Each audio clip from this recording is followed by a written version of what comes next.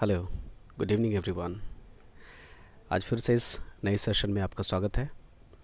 In this video we will learn 10 questions regarding the errors of nouns. I welcome you all to this channel. It is not my channel, it's yours. Our first question is, though my means is small, I help my younger brother with money. इस question में error है, उस error को ढूंढकर हमें ठीक करना है और सेंटेंस को रेक्टिफाइड वर्जन में लिखना है। इस सेंटेंस में मीन्स वर्ड इस्तेमाल है। मीन्स की दो मीनिंग होती है, एक तरीका, मीडियम।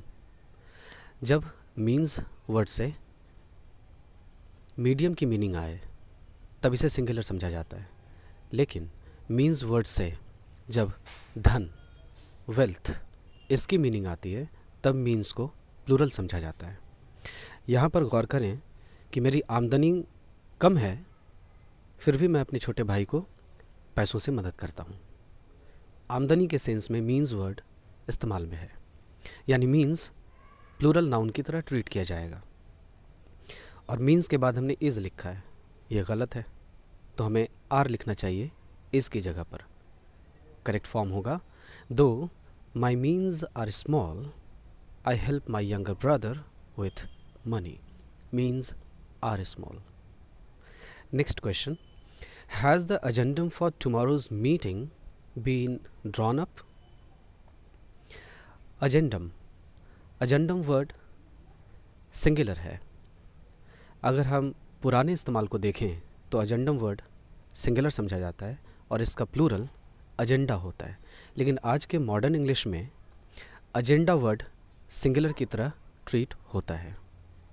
इसलिए हमें प्रीवियस स्टाइल को, ओल्ड स्टाइल को फॉलो नहीं करना है, हमें एजेंडम की जगह एजेंडा लिखना होगा। Has the agenda for tomorrow's meeting been drawn up.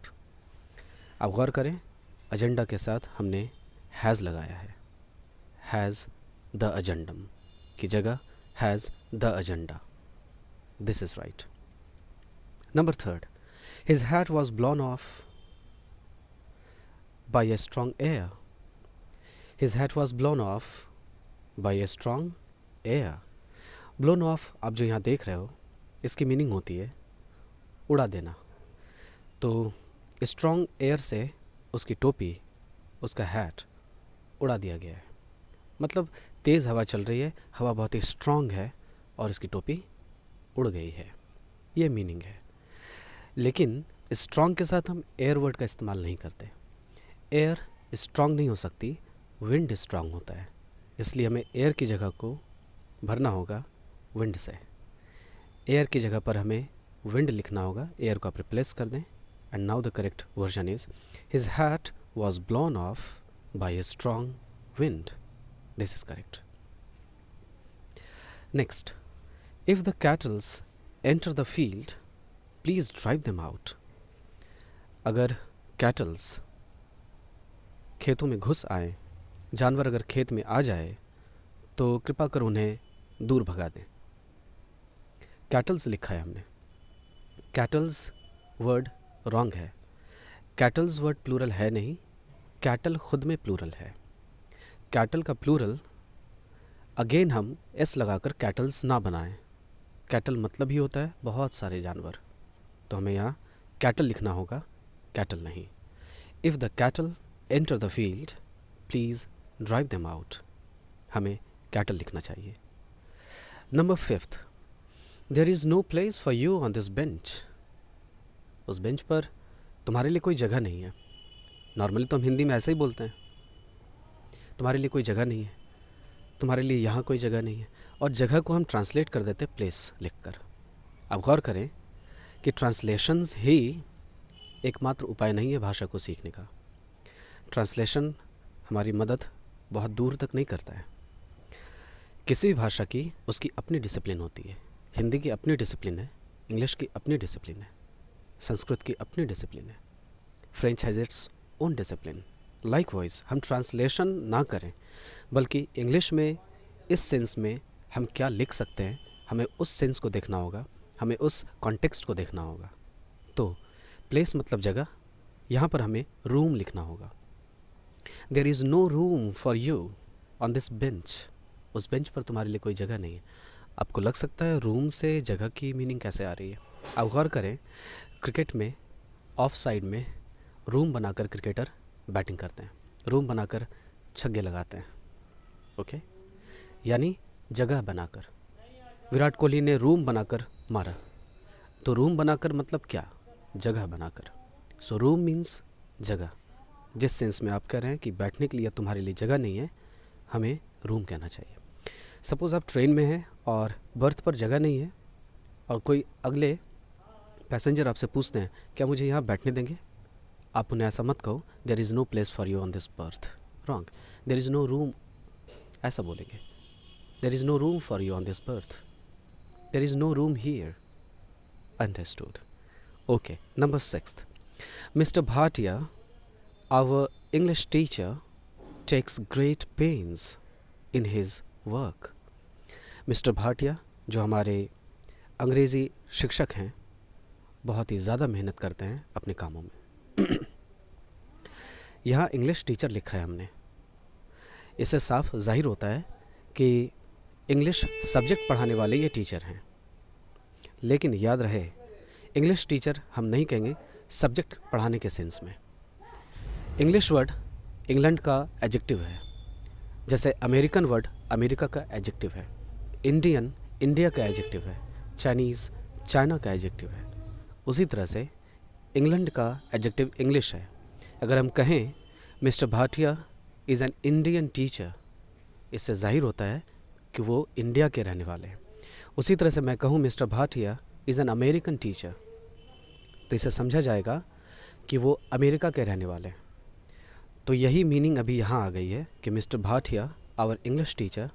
Sense देने की कोशिश है कि अंग्रेज़ी सब्जेक्ट पढ़ाने वाले ये शिक्षक हैं, लेकिन गलती से मीनिंग आ गई है इंग्लैंड के रहने वाले शिक्षक हैं, क्योंकि हम कह रहे हैं इंग्लिश टीचर। तो हमें कहना चाहिए mister Bhatia our teacher of English, our teacher of mathematics, our teacher of physics.